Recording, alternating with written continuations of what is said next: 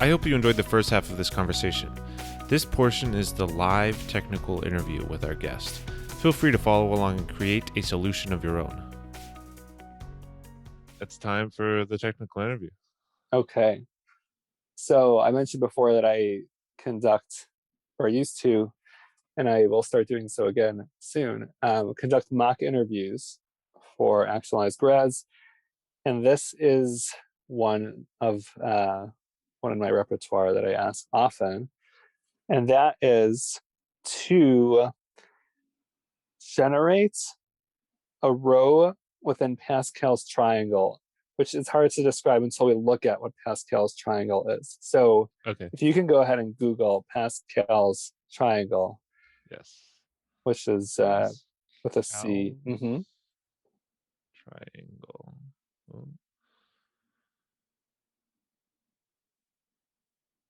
Or DuckDuckGo it, rather. Any of these I had a relative who worked at Microsoft, and she wasn't allowed to say that she can Google something. She had to Bing it. So yeah, click on. Well, any one of these things should probably have it. Yeah, there it is. So Pascal's triangle is this particular pattern, where you have, it starts with a 1 on the top, and then the next row is 1, 1. And the pattern, as it's described, if you look at that green thing, it's basically the two parents, you add them together to give a child. Yeah. And the pattern just continues that way. Pascal's triangle is always the same. There's not two different kinds of Pascal's triangle. It's just this. It always starts with a 1, and then 1, 1, and then 1, 2, 1. And that's it. And it can go on forever. Yeah. So the question, and the way that I'm phrasing it, is to write a function where I would give you a number, let's say 5, then you need to generate an array. The output is an array containing what Pascal's triangle is for that row. If that makes sense. Function in a number and generates an array of the Pascal's triangle of row of that number. So basically the index, really, right? So if you said 5, it would be line 1, 2, 3, 4, 5. This line is the numbers you'd be looking for. Exactly. So an array containing those numbers. Okay. And I'm not really familiar with Pascal's triangle, but you said basically it's always the same. It's always the same. Okay. So it's probably worthwhile for you to, I shouldn't be telling you what to do, but should make sure I understand it. Well, and the good way to do it is try to generate some new rows yourself. Yeah. And see if that is right.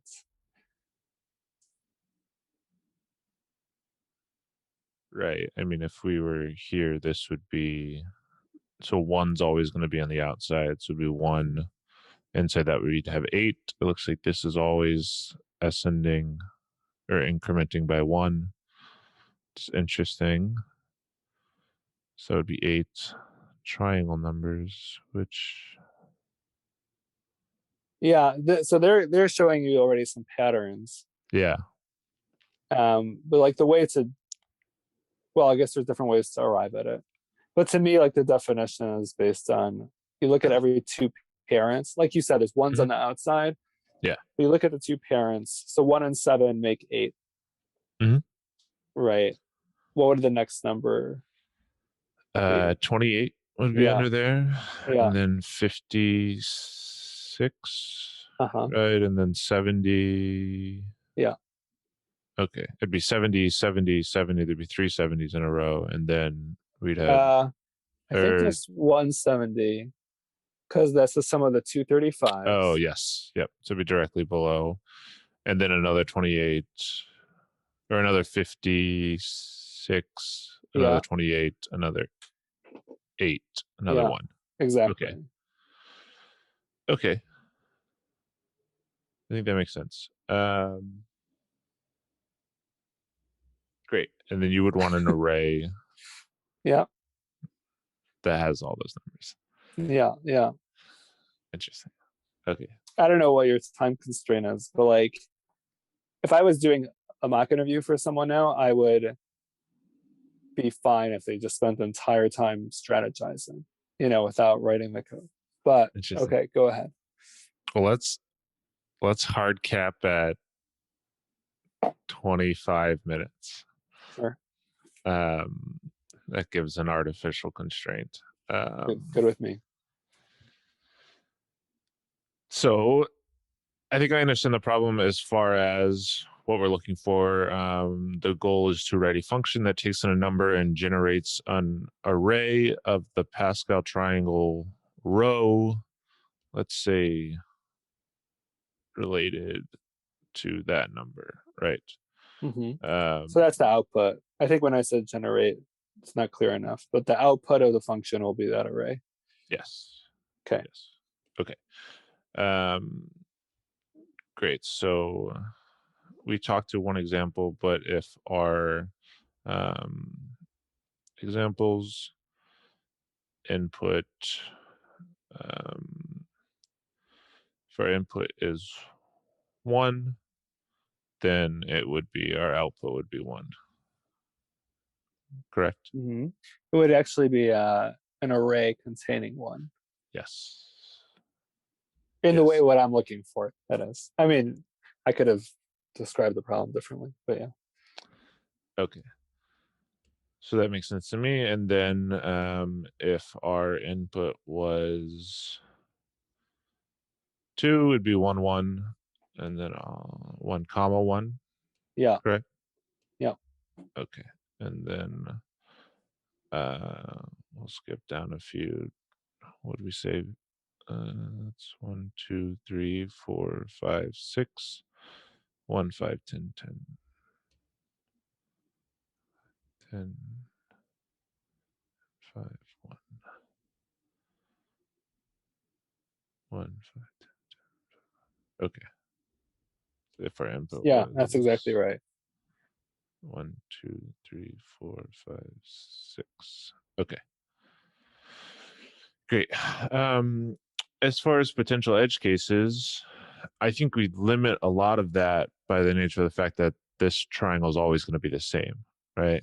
Yeah. Um, I I I mean, guess if you wanted to, yeah, go ahead.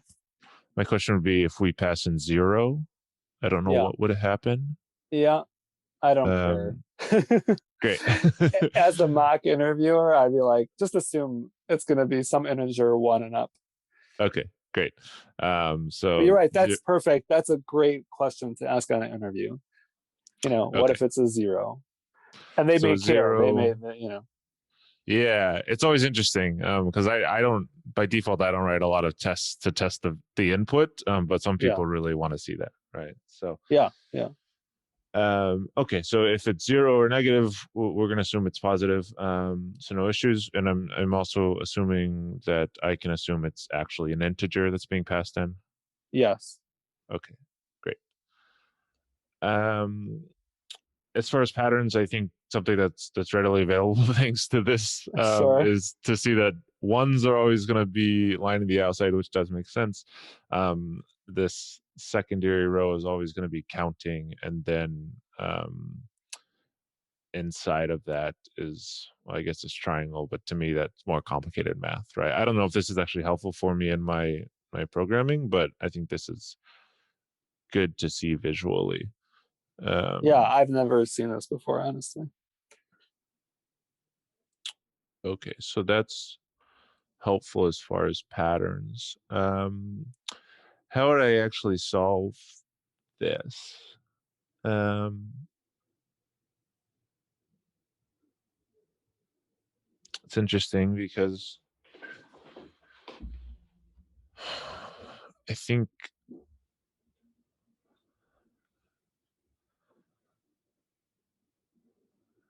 I don't know exactly what comes to mind.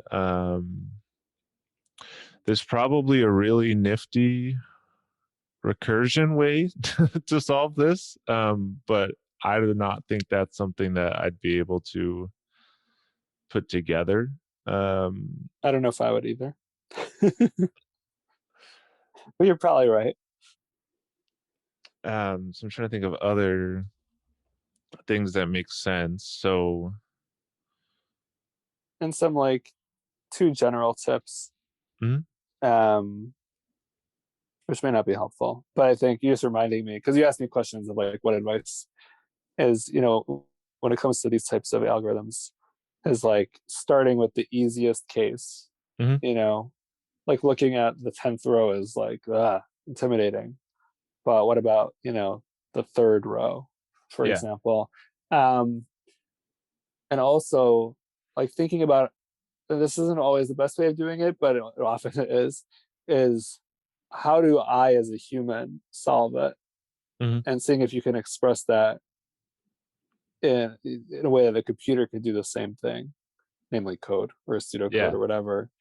Like how did you figure out what the 10th row was? How can you know, sort of like meta, being very meta, like I figured this out, but how did I figure it out? yeah, What mental steps did I go through? Um, and seeing if you can put that in some sort of code. yeah. It's interesting.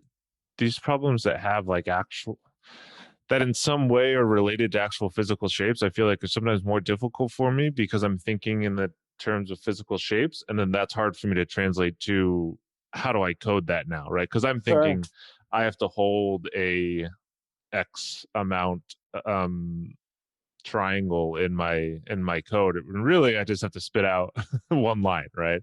Um, Right. But I get what you're saying. yeah, so I think if I'm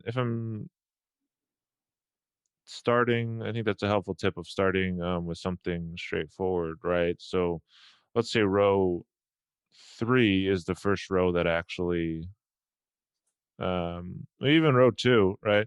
Is the first row. You're going to have a child of, you're going to pass in that number, or you're going to assume you start with one, Hmm. and then one is going to create two children.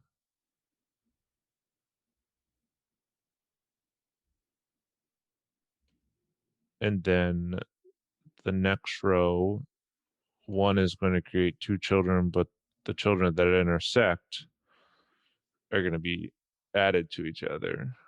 Hmm. Which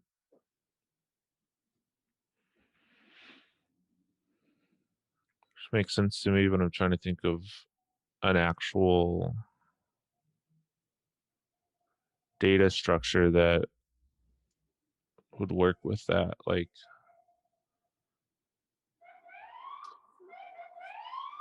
And it doesn't mm, have to be fancy. Um, I guess you I could think just I use, go ahead. in, I guess in some way you could just use arrays, right? Where if the array is one, add one to that array and add what those, yeah, I'm just trying to think of a good way to create basically the child, right, of anything in the middle. Right. Right. Would it be helpful if I phrase the problem as put the input as a number, right? Hmm. What if the input was the previous row? Would that be easier? If the input was, let's say, the array 1 1, right? That Yeah, second row, would you feel you have an easier time using that array to generate the third row? I believe so. Array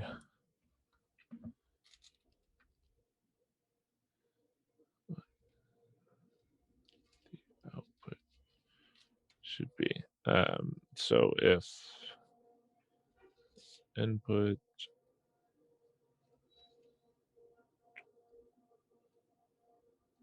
one and then output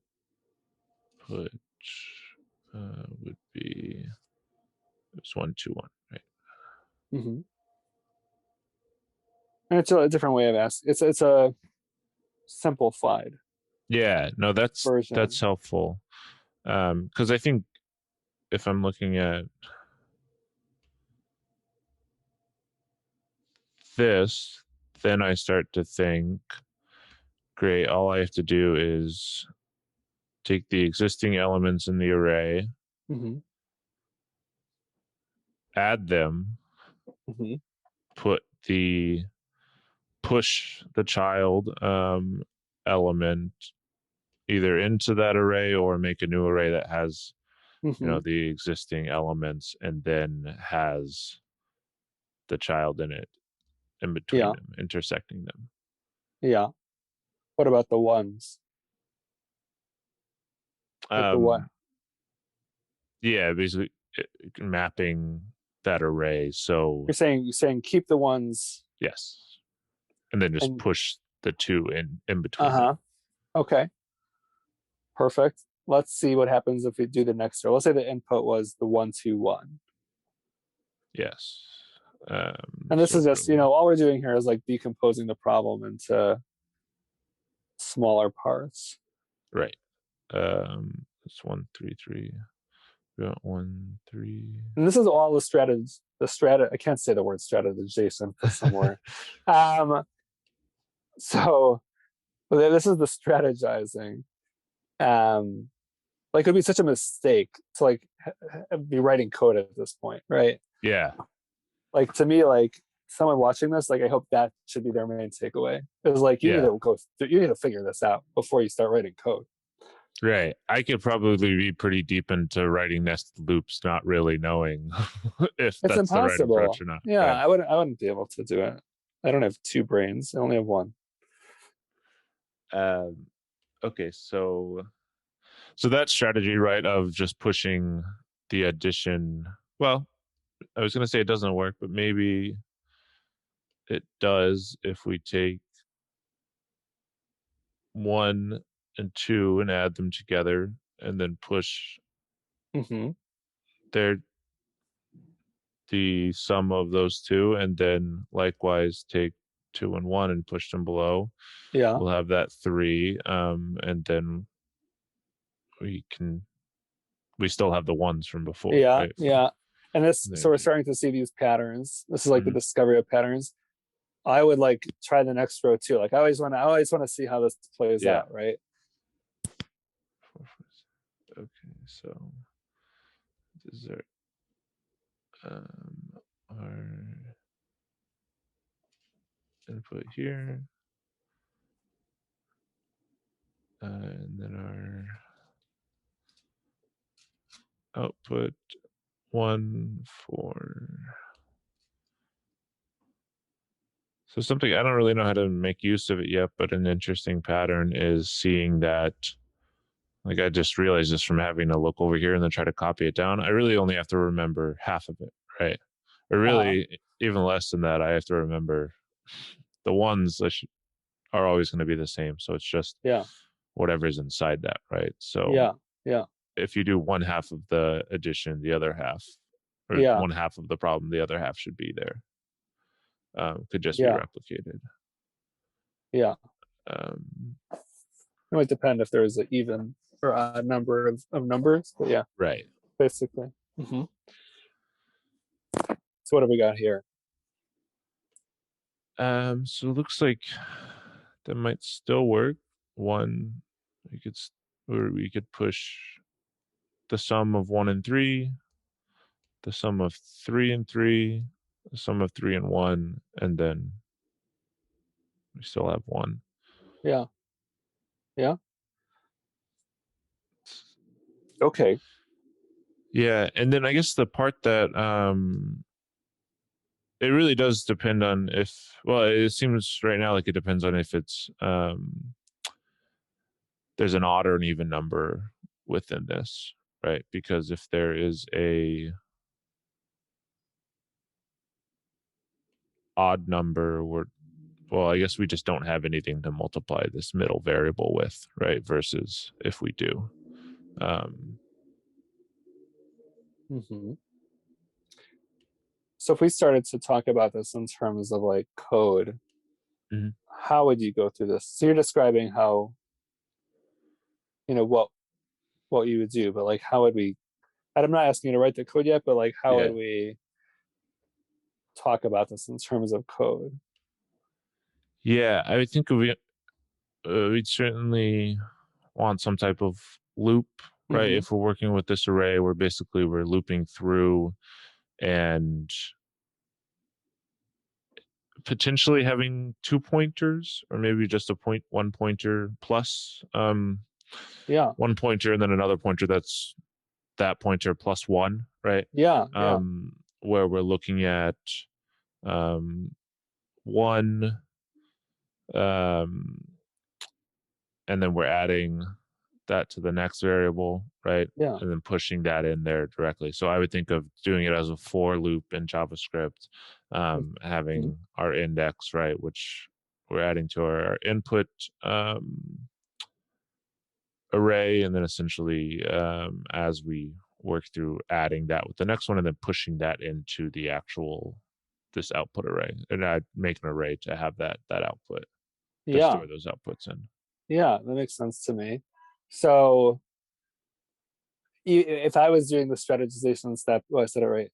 At this point, I would even be, I'd write out like, even though I'm not writing my code yet officially, I would write out like that for loop sort of Yeah. beginning, like where is my index starting? Where is it going until?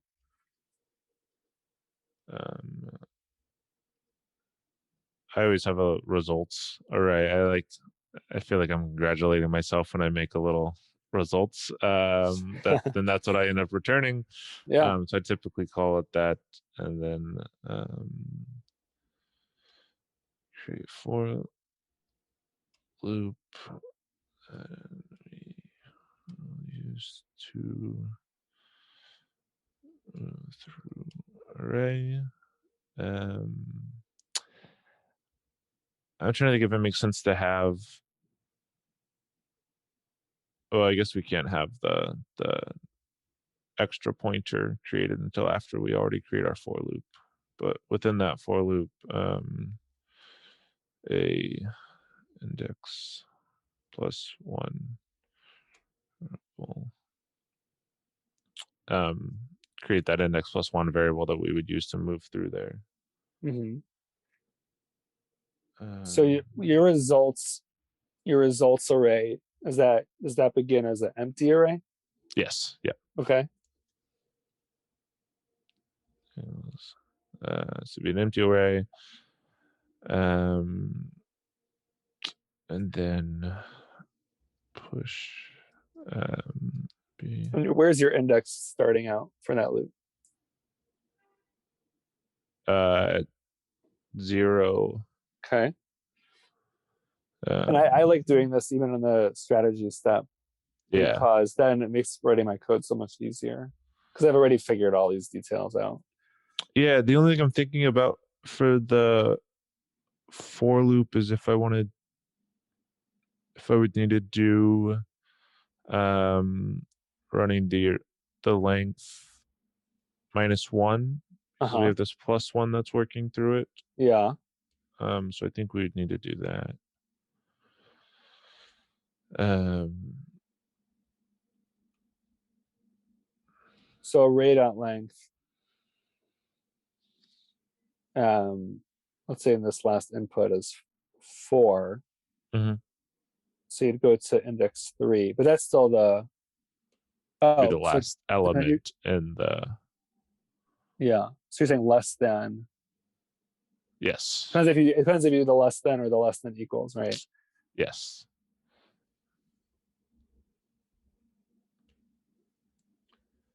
Okay. Uh, and then make that basically the index variable, and then results, which is that empty array dot push, um, and then So walk me through like how this works, like with this example. So our input is 1331, let's yes, say. So you're starting at index 0, mhm. and then what do Yeah, walk me through it. And then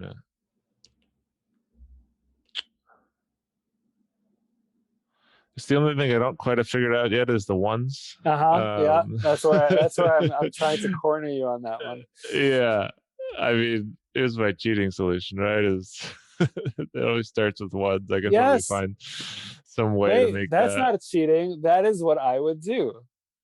interesting. Okay, yeah, I mean that's the first thing that comes to my mind is if That's we have because you know that every row begins and ends with the one. That's not cheating. That is totally fair game. You don't have to like figure out how to mathematically generate them. You're hacking it okay, for sure. great. So that would take care of this first one.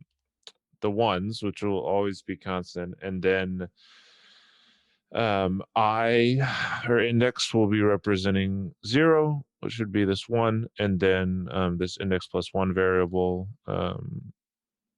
Let's just call it um,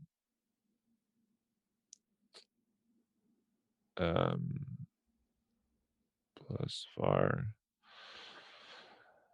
Um, the plus var because that's let's go add.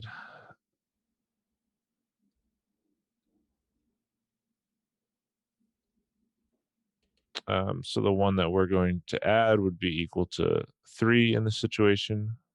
Um, so then we're going to push the sum of those two. So Uh-huh. I know where you're pushing it to. the results variable. Uh-huh. Where in the results variable. Oh, right. Because it needs to be in the, well, now that we've got ones in there, it can't be at the beginning. Um, well, I mean, it would be right here, right in the Yeah. Mm-hmm. one slot. Uh, um, So that part's a little annoying. yes. I'm trying to think what there's other JavaScript functions that add better. The slice or splice might be able to get it in the spot consistently, but I guess the spot I would want to push it to would change. Right. Or maybe we can just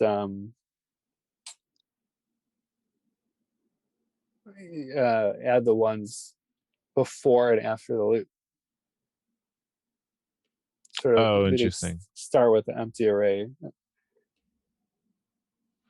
So like the last thing called is basically before returning is um, results dot push one to put one at the beginning, and then I can't remember Yeah. what it is Or for you the or front before the one, loop but you push a one. Or I guess you start with array one with a one in it. yeah, You're pushing at the end. After the loop is done, you throw just tack on another one. yeah, that makes sense. Because you know it's always going to be like that. Ooh,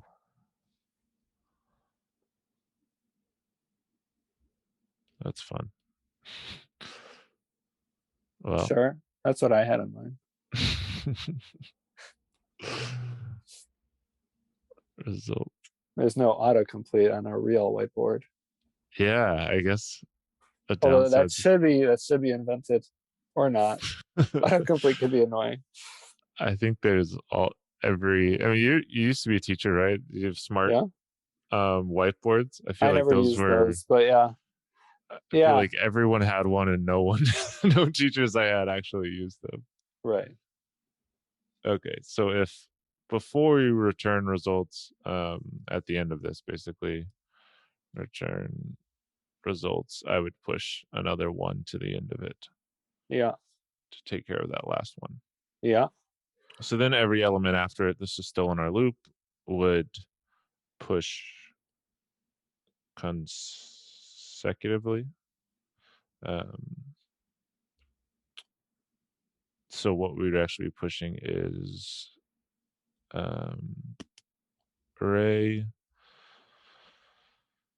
index plus addition addition var, Uh-huh.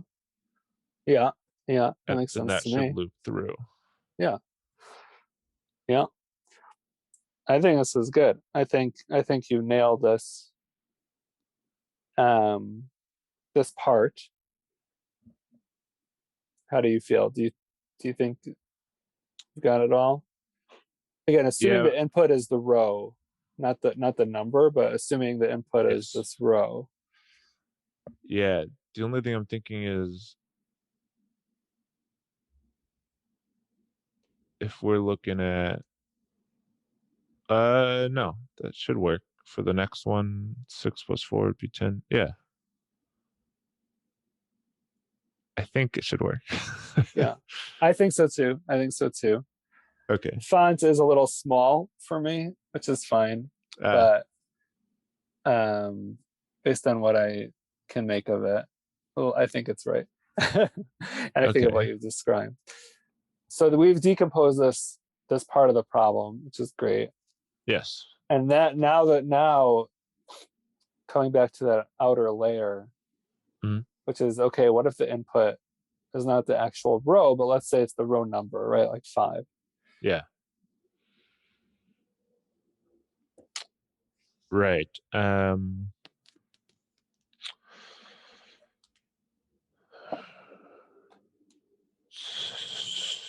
So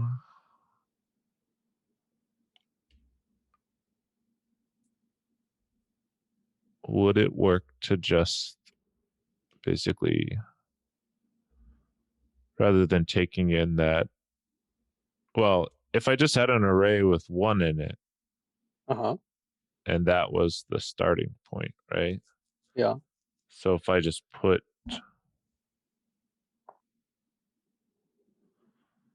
I don't know if I can, Well,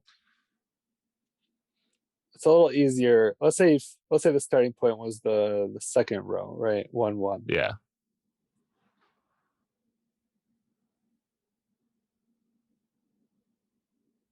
Meaning what would you do if the input was 3?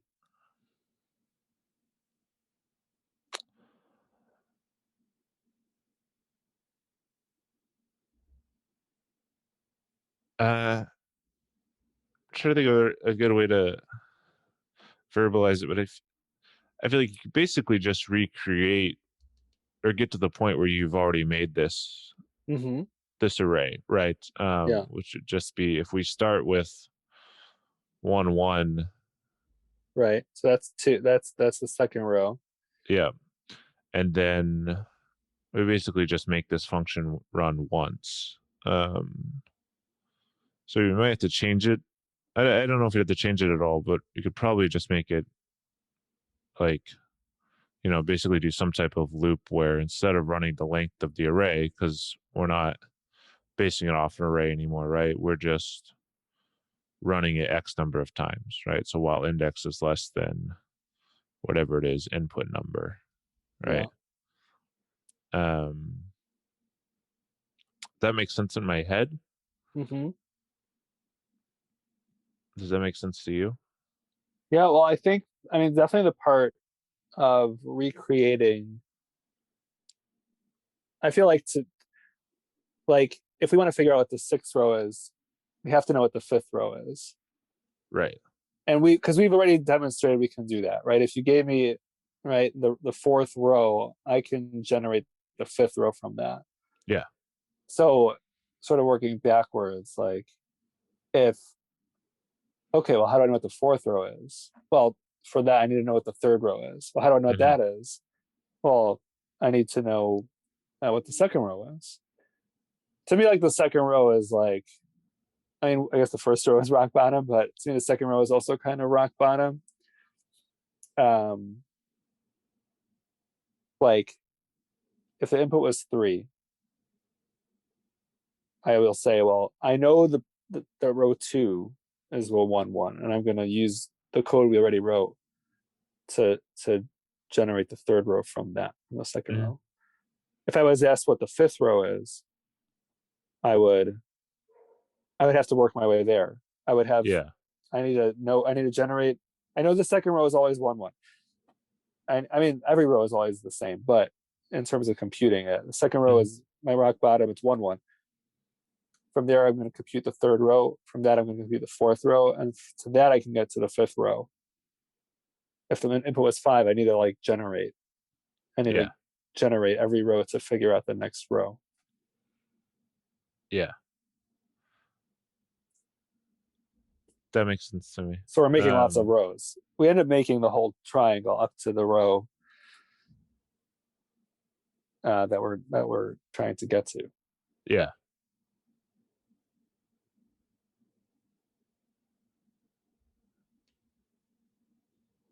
Yeah. I mean, if we're always basically, you could hard code in a base, right? Yeah, Of yeah. Which I would do. I would do that. It's yeah, the same kind of cheating as we did before of throwing on a one and at the beginning and the end. Like we always know it's going to be that. The base is always going to be that the second row is 1 1. yeah. And then our whatever type of loop, I mean, we could use different types of loops. There might be something that makes more sense if it's not specifically moving through an array, but uh, basically just having it stop at the whatever the input number is, right, and then returning.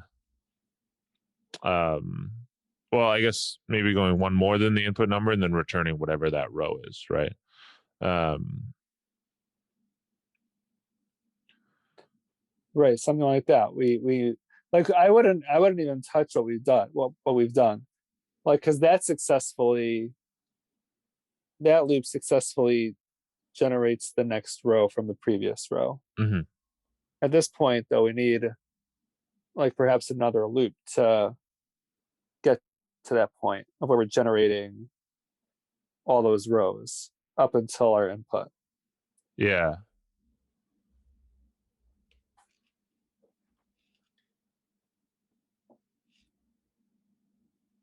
Is that it's in my head? I thought that they would be similar, right? Like they'll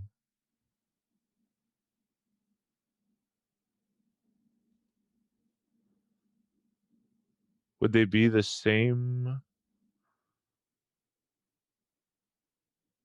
Would they be very similar loops, right? Because this one, So this loop is looping through, iterating through each value of the previous row, right? yeah, So the question is, what kind of loop do we want? It's I mean, it might just be going from two up to our input kind of thing, yeah. and stuffing this loop in the middle of that. Um, Meaning that yeah, like the loop in my mind would go from two or something like that up to our input. yeah. So from if like the input was 5, Because this one is only doing, it's only building one. yeah, it's just building the row from the previous row. Sorry, I thought in my mind this one was doing that already. It was I forgot we were taking in just the row. Um, Right, right, right. So now, that makes yeah, sense. Yes. Okay. So the loop would only need to run the input number of times, and then it would need to increment from base to yeah. basically, I'm wondering if it's two. We could do it either way. I think. Might we could even do like 3 maybe, because like if like we'd have the sort of like if statements at the top. I yeah, think like if it's 1, return 1. If it's 2, return right, 1 1. If it's but then we're gonna treat like you said, we're gonna treat 1 1 as our base. Um, yeah. We could do either, and it makes sense.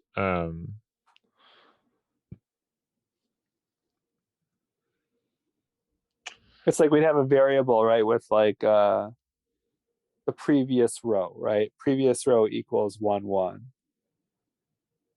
right? But then the previous row keeps on getting updated with the new row that we're generating. That makes sense.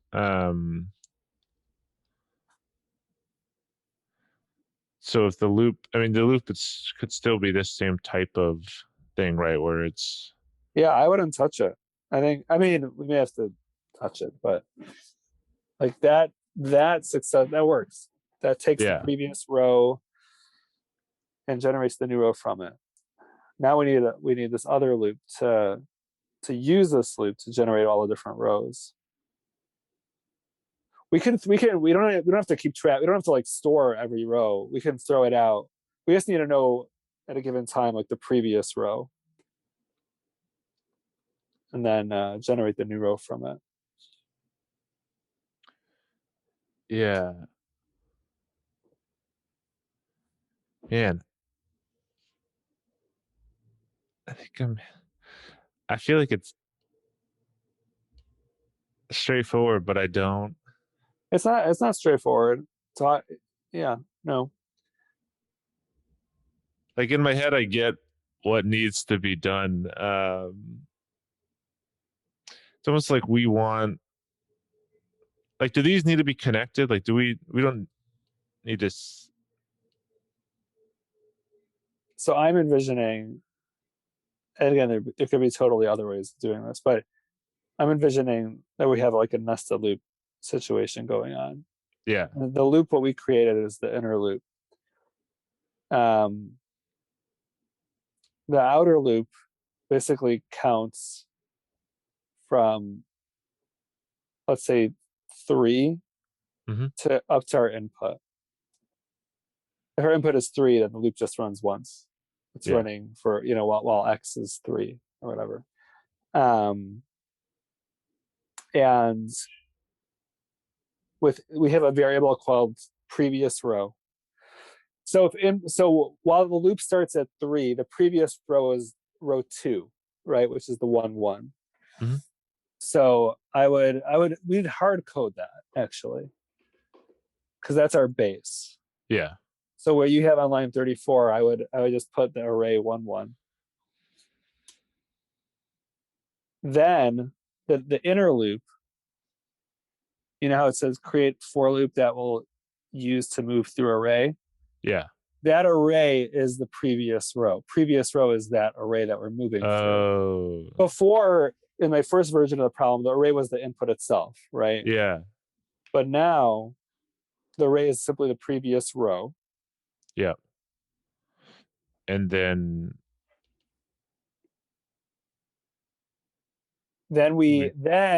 So instead of returning the results, mhm, we're going to update previous row to be these results. yeah. Because let's say input was 4, right? So right now the loop is holding by 3. Mhm, We're going to generate the third row. Our goal though is to get to the fourth row. yeah. So we're now going to say previous row equals those results Hmm.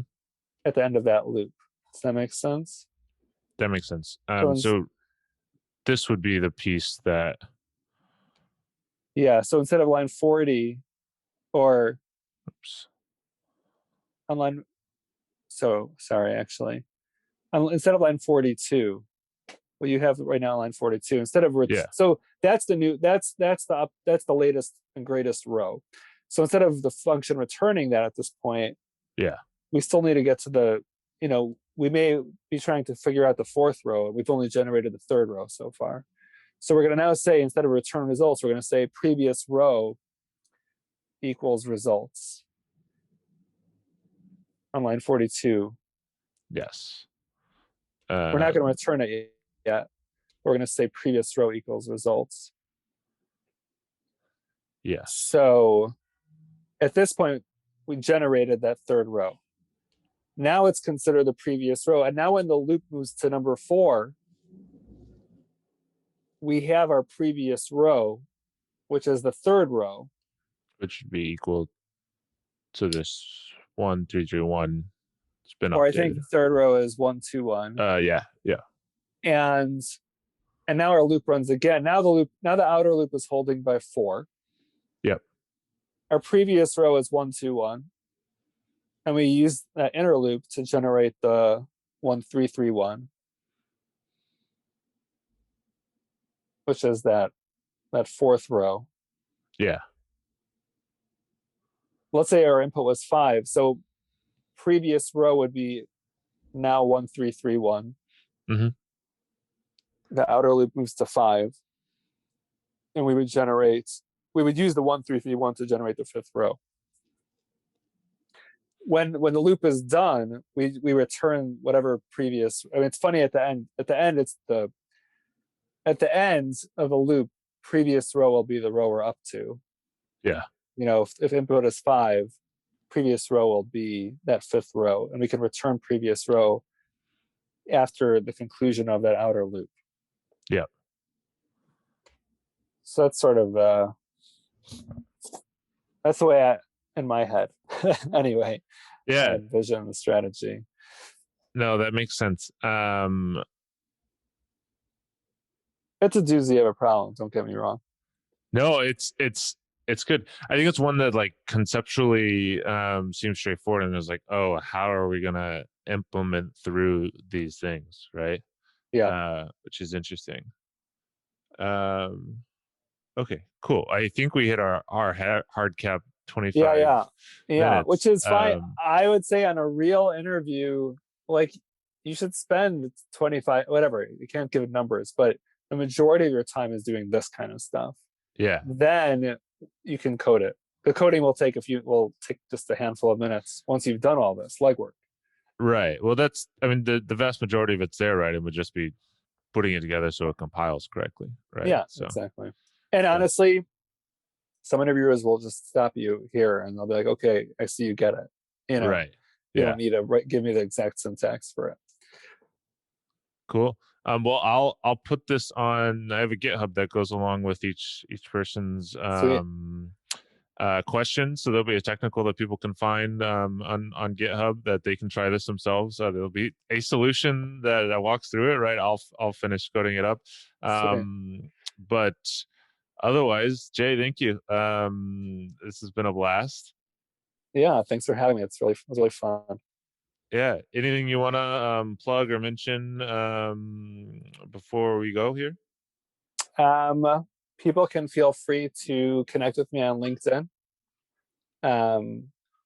If you just say, hey, I heard you on the podcast, then I'll know who you are and I'll connect. Great. We'll check out Actualize. Check out Jay's book as well if you're either a developer who wants to get better at data structures and algorithms, or someone who's interested in learning how to code. Obviously, Actualize is a great resource. And then if you enjoyed this show, please like, subscribe, share with all your programming friends, non-programming friends, so see what they think. Otherwise, have a great day. Thank you so much for listening. If you enjoyed the show, please subscribe on YouTube or your favorite podcasting app at The Professional Technical Interviewee. I want to thank my guest and my wonderful editor and producer, Dustin Bays. If you're interested in sharing your technical interview advice and being on the show, please reach out at dorsetttaylordev@gmail.com. Until next time, keep practicing.